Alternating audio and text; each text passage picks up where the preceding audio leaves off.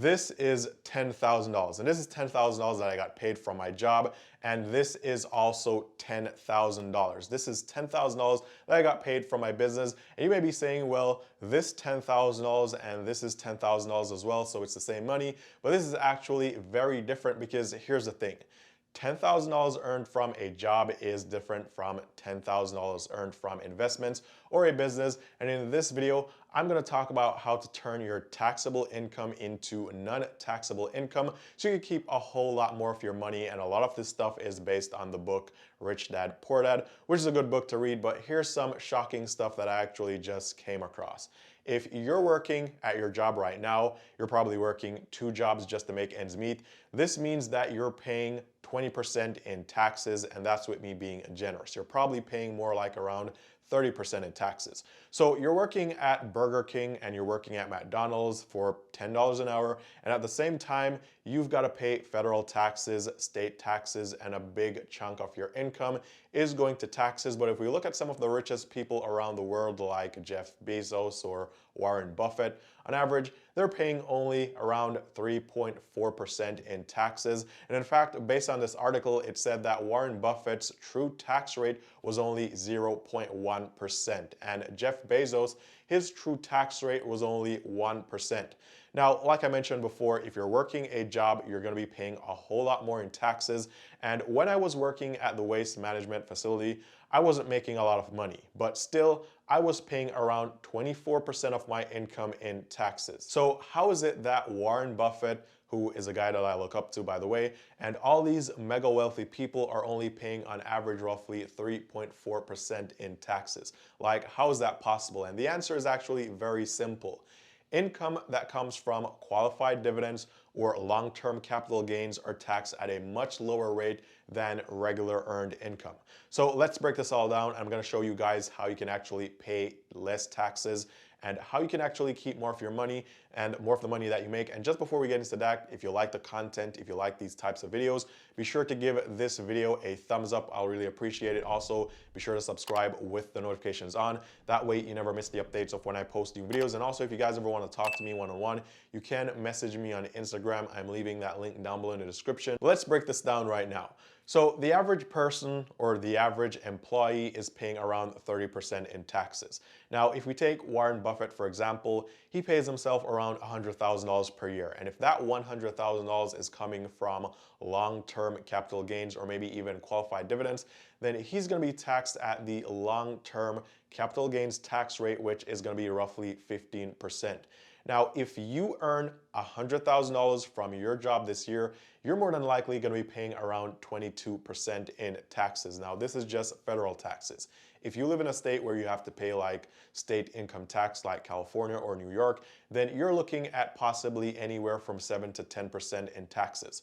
So you can make $100,000 per year, but after taxes, you'll only be left with roughly $70,000, and you're paying almost 30% in taxes, while somebody else who is making $100,000 per year, just like you, only pays $15,000 in taxes. Now, I know you may be saying, well, Eann, this sounds good, but how am I going to get income that can be taxed at the capital gains tax rate, which is a lot lower than my earned income from my job? And the answer is also really simple. So you don't have to change the source of your income, but what you could do is you could change where you're actually putting that money and what you're actually doing with that money. So for example, like Warren Buffett, if you made $100,000 per year from investments, then you could pay 15%, but you're not making 100K from investment. So here's how you can go about changing this so you can actually be like Warren Buffett and a lot of these wealthy people and cut your tax rate in half realistically and also save a lot of money even while you continue to make even more money. Also, you could use like deductions and stuff like that to cut your taxable income down, but I'm not going to be talking about any of that stuff in this video. I'm just going to be talking about how you can spend your money or where you should put your money so you can actually bring your taxable income down and you can pay a lot less in taxes. So even though you're going to be paying less in taxes at the end of this, You can still pay even less in taxes if you were to start taking deductions. But for example, here's what you could do, and this is something that I'm currently doing myself. So all you have to do is to find an investment that pays you enough money for you to subtract your annual cost of living from it and still have enough money to keep on investing. So for example, let's say you invested in the stock market, and let's say you were getting a return of 12% per year. To make $100,000 per year, you'd want to take no more than 4% from this investment portfolio. So you'll be taking 4%, and this way you'd have enough to cover for inflation and taxes. So this is kind of like the 4% rule, but the problem with this is that if you want to be taking out $100,000 per year, and if this is only going to be 4% of this total investment portfolio, then this means that you're going to need to have around 2.6 million invested, which is a whole lot of money. So here's how you can pull this off realistically. So the first thing that you need to do is to calculate your monthly expenses. And so for example, in my case, my monthly expenses total to around $2,200 per month.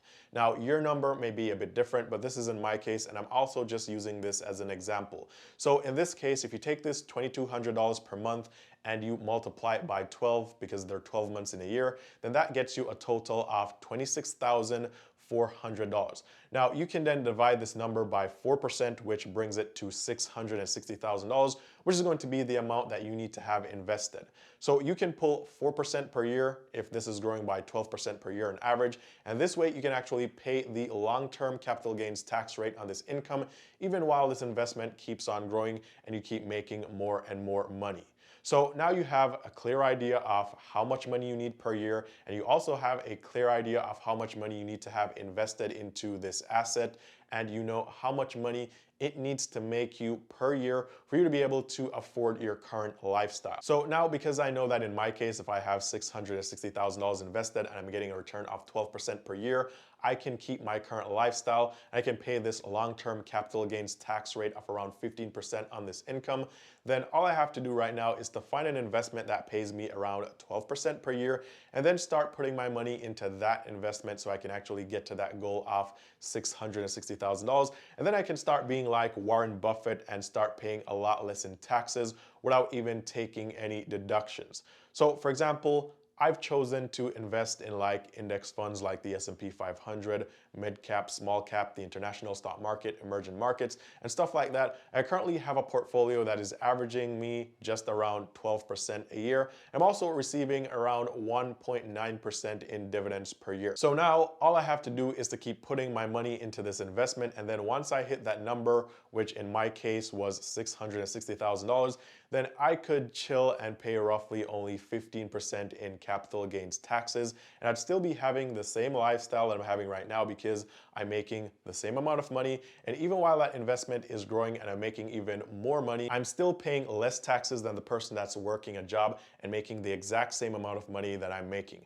Now, here's why I chose investing in the stock market, and this is because, one, if you're an employee, you have a job, and we just talked about how you made, or if you made $100,000 and you pay all these taxes, you'll only be left with around $70,000 per year. And then you could be self-employed, but then when you're self-employed, you're also taking on all the FICA taxes, because if you have a job, then your employer is already paying half of your federal taxes and your state taxes. But if you're self-employed, then you don't have an employer to pay half of these taxes. So you're paying 100% of these taxes. So it's still gonna cost you there. But if you're an investor, then you can get away with that capital gains tax rate of around 15%. Now, the next part of this is, okay, you know the number, you know how much money you need to have invested, so you can actually pull 4% and pay a lot less in taxes and also have the same quality of life. So now you need to figure out how to actually get to having that amount of money invested. And to do this, it's also really simple. So all you gotta do here is you gotta use a calculator like this. So for example, in my example, it was $660,000. And let's say you're starting with $1,000 today and you want to get to this goal in 15 years. And remember, the goal isn't to get there next year or in 2 years, because this needs to also be realistic, right? So realistically, you're not going to jump from making $35,000 a year to having 1 million invested in 1 year. It's going to take some time, and you may also have to increase your income. So we're going to be very realistic here. Now, based on this calculator, if I want to get to to $660,000. I'm starting with $1,000 and I invest $1,000 per month for 15 years. I'm gonna hit that goal. However, I will need an annual return of around 15.769% to reach this target in 15 years. And I just mentioned that this investment portfolio that I currently have is yielding around 12% per year. And I'm also receiving 1.9% in dividends, which makes it roughly 13.9%, or we could round it off at 14%. So I'm almost there in 15 years, but I'm just about a percent short. So because this is realistic, or I want to make this realistic, I'm going to go ahead and modify this to 17 years. So I'm going to give myself 2 extra years. And if I do that, it says that I will hit my goal if I have an annual return rate of around 12.5%, which is right about what I'm getting right now. So the point is this. Right now, I know that it's going to take me around 15 to 17 years to get to this goal. And then once I hit that goal, I can actually pay less in taxes with the same lifestyle. And I can kind of be like Warren Buffett or these other rich people who are paying or not paying a lot of money in taxes.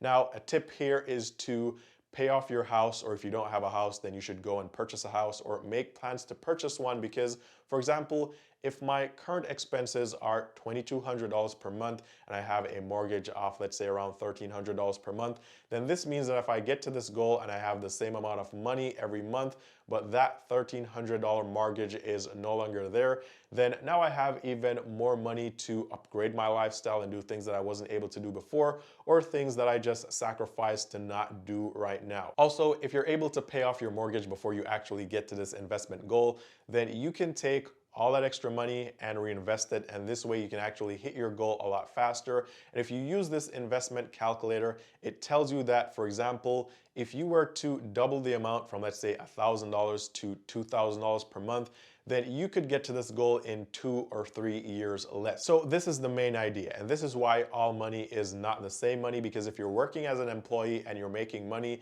then although your employer is paying half of your taxes, you're still kind of getting ripped off in a way because you're paying roughly 30% of your income in taxes. And if you invested this money and started pulling from the gains, you could be paying 15% and cutting that tax bill in half.